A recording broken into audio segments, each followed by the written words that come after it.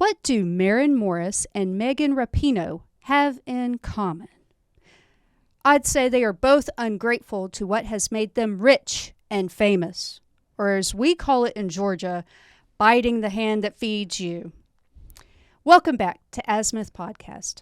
I'm Kimberly. And I'm Barrett. Maren Morris has been in the news recently. First, she announced that she's leaving country music, citing the Trump years as the reason behind her decision. She claimed that country music industry has allowed bigotry and toxic masculinity, we love that word, to thrive. She's even referred to current country music as butt rock. What is butt rock? I had to look that up too. It's a style of hard rock and heavy metal music that's watered down both musically and lyrically to garner the maximum radio play and mainstream acceptance. Some cited examples are Nickelback, Theory of a Dead Man, and Puddle of Mud. Am I the only person who likes Nickelback? You know what? I like Nickelback. I like Nickelback too. But I think she's just using the patriotic disposition of country music fans as a stepping stone to move on. Thanks for the ticket and album sales, ya ignorant rednecks. I kind of feel Taylor Swift kind of did the same thing once she started talking about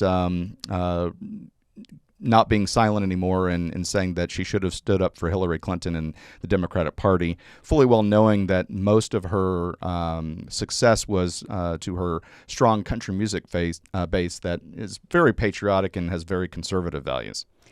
Well, I could see Taylor Swift with her voice, making that transition. I listened to a little bit of Maren Morris's music, and her voice, it definitely sounds country. We'll do a song review at some point for her. But yeah, I don't see that transition with her voice. Now, she's made a pretty strong accusation, especially considering that country music has always been about real stories and real people. Its purpose, like all music, I believe, is to bring people together.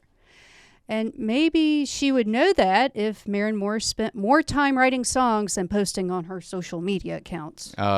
Go think. But most mainstream country artists don't want to be politically divisive because it just doesn't help them reach a broad audience. So she's just being weird on this. I don't know. I don't know about you, but I get annoyed when celebrities act like their opinion is more important than yours. Your job is to entertain. So shut up, dance, monkey dance. And when I'm bored, get back in the box. Well, Morris walked away from country music with her latest song, The Bridge, which sounds like she burned it on the way out. But the question remains, is blaming the Trump years a valid reason for leaving a genre that made her a star, especially since it's been 2 years under a Biden administration? Yeah, almost 3. Yeah, some argue it's a convenient excuse for her personal choices and that country music has always been about reflecting real life, not pushing a political agenda. To blame Trump on the culture of a music industry. Remember, he's one man. Today's country music, to me, sounds like it did before Trump was president. So, to me, the argument is a non sequitur. And before we read the articles about her this week, I had never even heard of her. Yeah, I'll be honest, I hadn't either. So I can't imagine that Maren Morris's departure will really have a significant impact on the country music industry. Country music, I'd say, is better off without someone who brags about taking their 2-year-old to see a drag show. And she has also made news with her divorce from her husband of 5 years. I wonder if it is taking her kid to a drag show or her overreaching sense of ingratitude that is the cause. Anyway, bye-bye.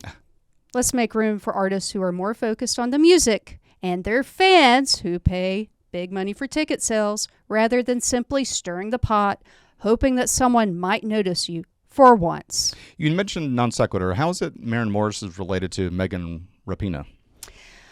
I think both are yet just other examples of a culture of ingratitude. Okay. We spend hours discussing the headlines of ingratitude. Colin Kaepernick, Michael Orr, and every celebrity that speaks out on hating America, the very country that made them rich. I mean, look at that scowl. Megan Rapinoe is an ingrate. She will not only show disrespect for our country that has made her rich by not putting her hand over her heart, but also have such a scowl during the national anthem, as if her face couldn't be unpleasant enough.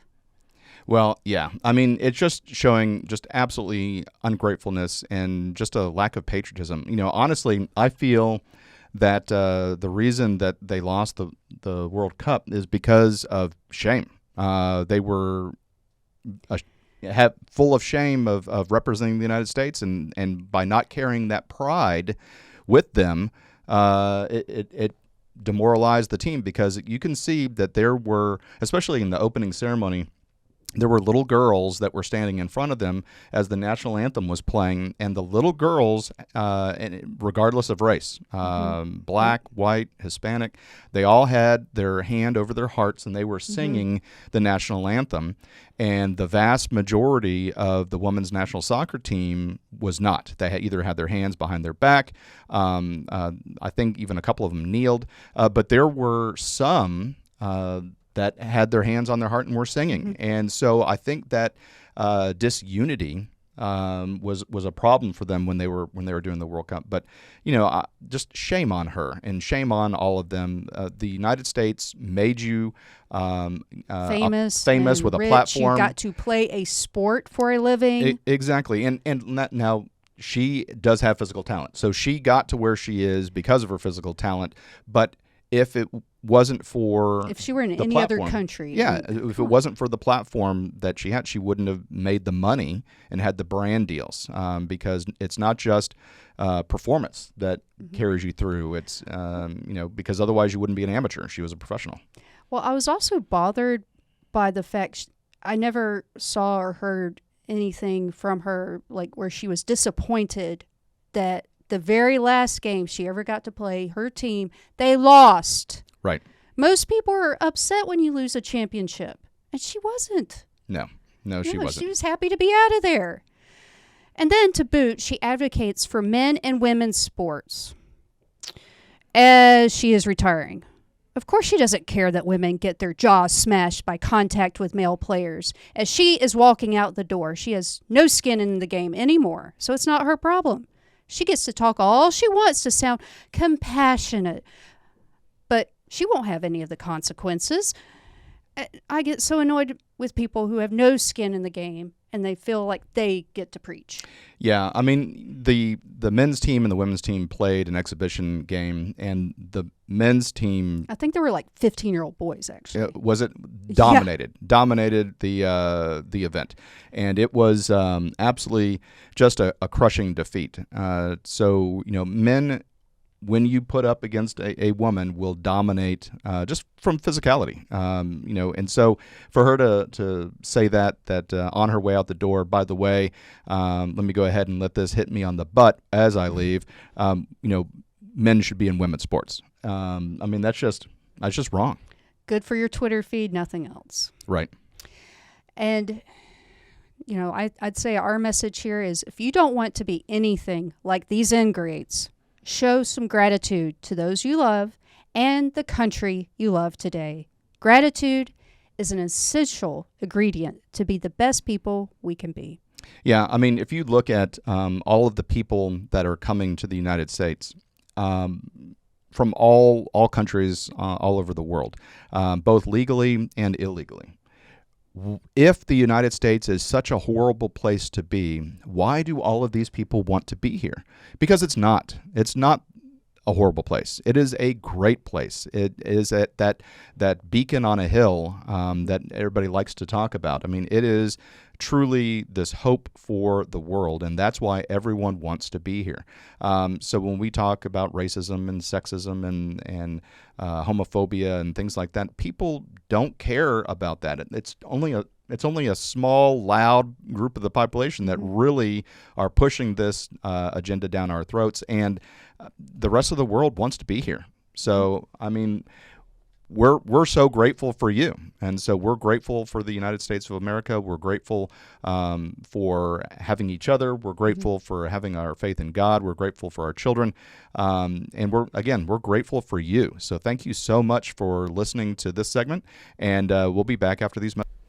Hi, everyone. Thank you for listening. If you enjoy our show with all the stories we share, we would love your support. And it's as easy as clicking that subscribe or follow button. This will ensure you never miss an episode and keeps us bringing you these important stories. Your support makes a huge difference. Thank you so much for being part of our podcast family. Thanks, and keep tuning in.